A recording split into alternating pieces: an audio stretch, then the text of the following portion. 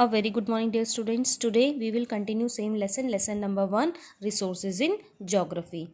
In previous class we had discussed about types of resources, natural resources, human made resources and human resources. Today through this video I will discuss about how many different groups of natural resources are divided. So let's start our topic. Natural resources are classified into different groups based on their level of development and use, based on their origin, based on their stock, and based on their distribution. Now I will explain them one by one.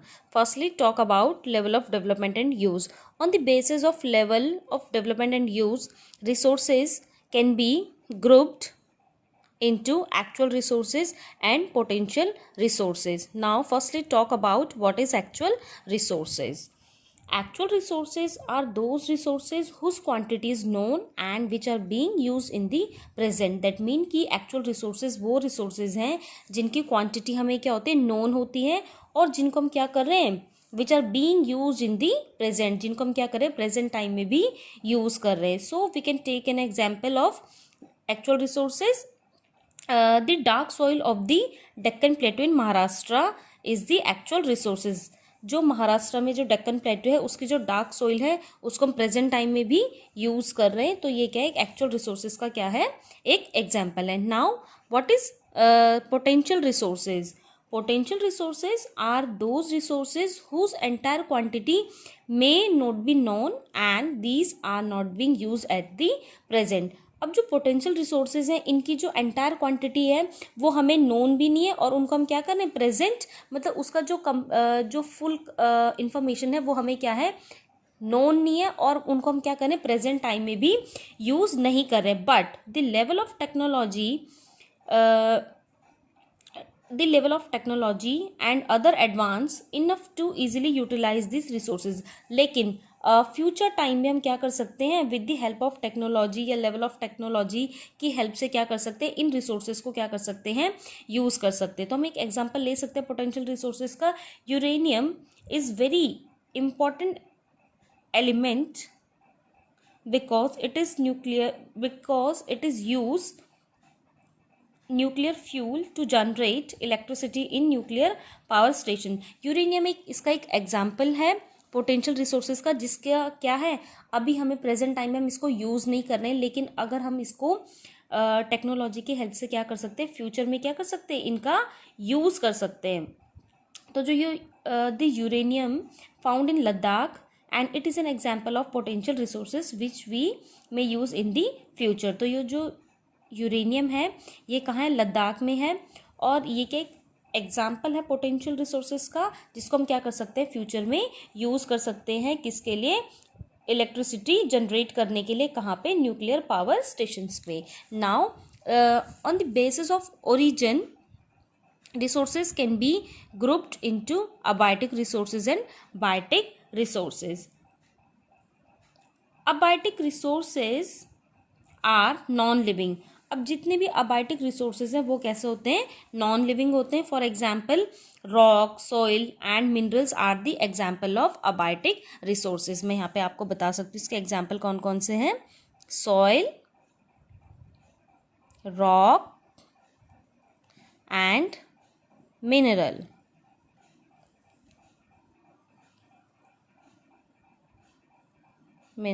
ठीक है. ऐसे ही actual resources का भी मैंने आपको एक example दिया था, जैसे कि डार्क सॉइल,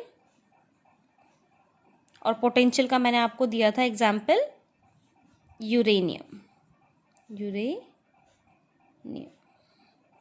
ऐसे अबायोटिक रिसोर्सेज वो रिसोर्सेज जो कि क्या है, नॉन लिविंग है, जो हमें क्या है, नेचर से मिले. ठीक है.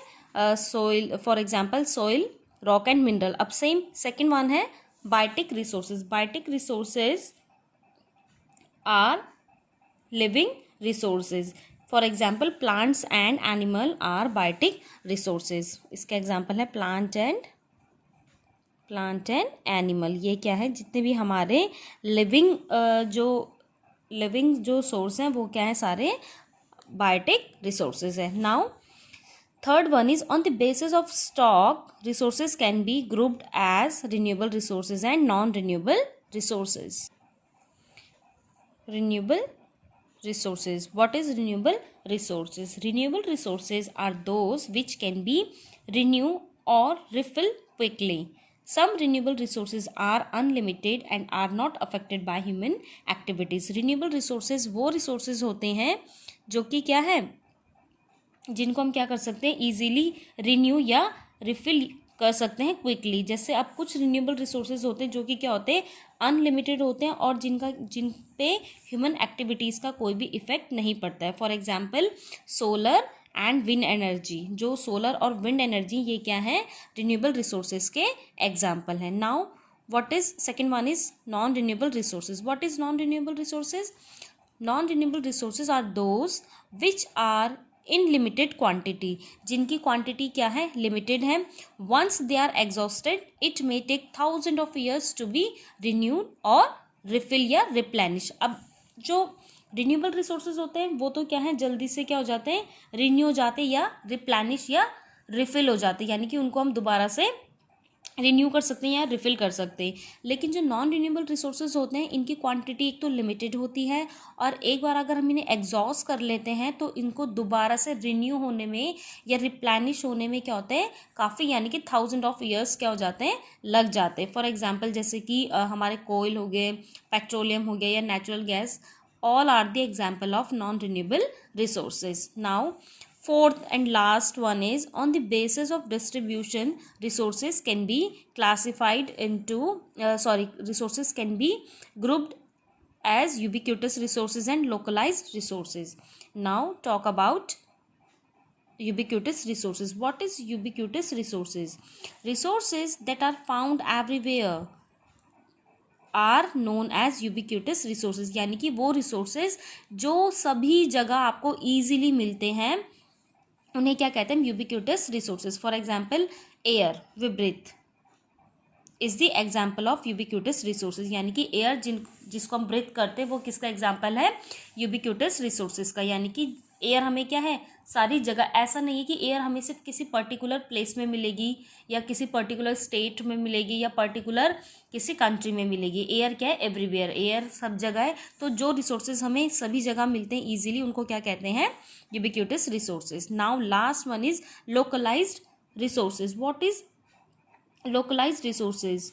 Localized resources are found in some particular places. यानी कि जो लोकलाइज्ड जो रिसोर्सेज है वो किसी एक पर्टिकुलर प्लेस में मिलते हैं. ये क्या है, सभी जगह नहीं मिलते. जैसे कि फॉर एग्जांपल